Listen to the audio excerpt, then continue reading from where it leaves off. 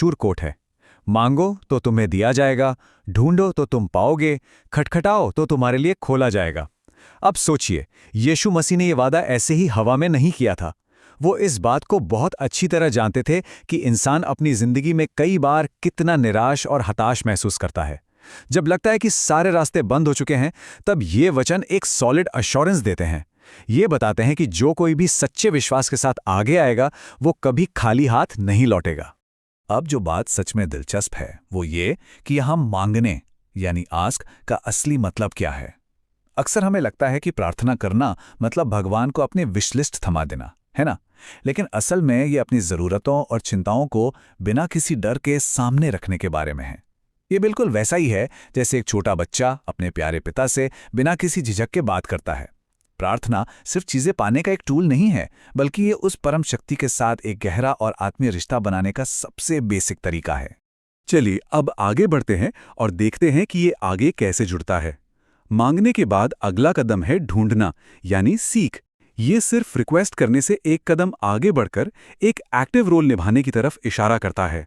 ढूंढने का सीधा सा मतलब है पवित्र ग्रंथों और ध्यान के जरिए उस ईश्वर की इच्छा और उसकी उपस्थिति को सच में महसूस करना। हमारी दुनिया रोजाना हजारों अलग अलग रास्ते दिखाती है जो सच में बहुत कंफ्यूज कर देती हैं। सच्ची शांति और सही रास्ता पाने के लिए हमें खुद एक्टिव होकर कोशिश करनी पड़ती है। ये एक लंबा और लगातार चलने वाला सफर है।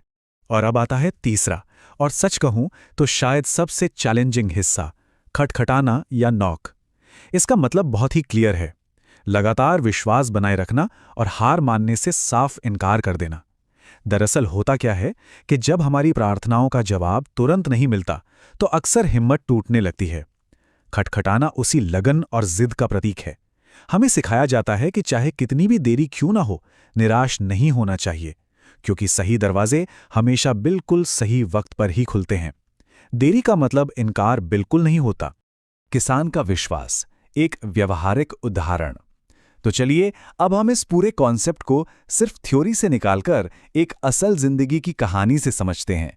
और ये कहानी बहुत ही शानदार तरीके से दर्शाती है कि एक सच्चा विश्वास आखिर दिखता कैसा है। इस टाइमलाइन पर ध्यान दीजिए। पहले फेज में एक किसान कई महीनों से लगातार बारिश के लिए प्रार्थना कर रहा है।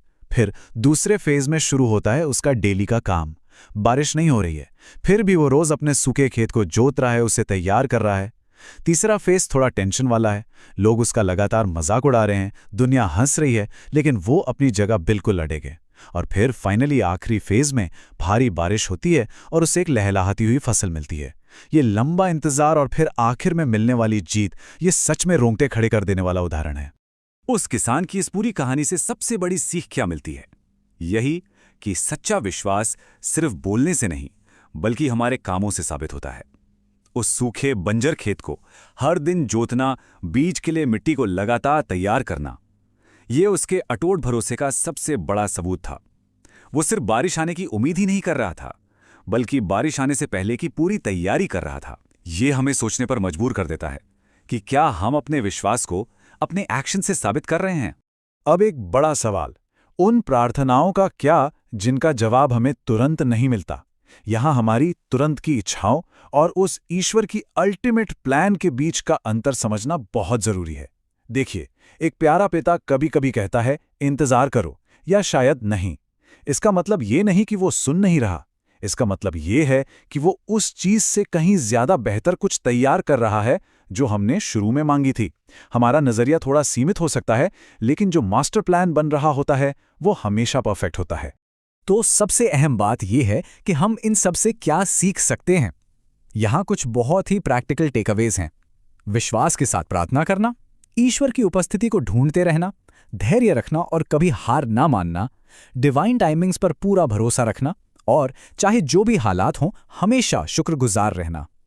ये सच में सिर्फ सुनने में अच्छी लगने वाली बातें नहीं हैं। ये हमारी जिंदगी का एक कंप्लीट टूल किट है। जब भी हम किसी चिंता या मुश्किल में हों या चीजों में देरी हो रही हो, तब इन्हें डायरेक्टली अप्लाई किया जा सकता है। इस एक्सप्लेनर के अंत में एक बहुत ही पावरफुल सवाल हमारे सामने आता है।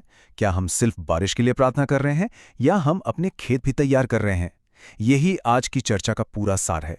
जब हम किसी जवाब का इंतजार कर रहे होते हैं, तब हमारा रवैया कैसा होता है, ये सबसे ज्यादा मायने रखता है।